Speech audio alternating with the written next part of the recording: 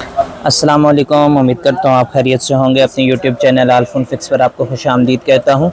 इस time video में जो आप बैक शीट देख रहे हैं, बैक कवर देख रहे हैं, रियलमी नोट 60 नया मॉडल है रियलमी का नोट 60, और इसकी बैक शीट अल्हम्दुलिल्लाह अपने पास मौजूद है।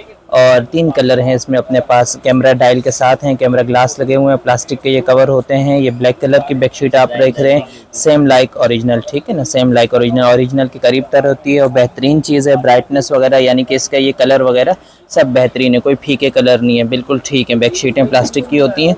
और ये आ गया ग्रीन कलर, और ये उसके अलावा ज़्यादा चलने वाला ब्लू कलर, ठीक है ना, ब्लू कलर की बैक शीट भी अपने पास मौजूद है।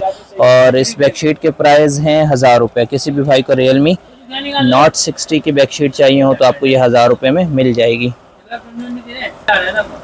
ठीक है। नोट 60 की आपको बैक शीट 1000 रुपये में मिल जाएगी with camera glass, camera dial, camera glass के साथ। 3 कलर अपने पास अल्हम्दुलिल्लाह अवेलेबल हैं।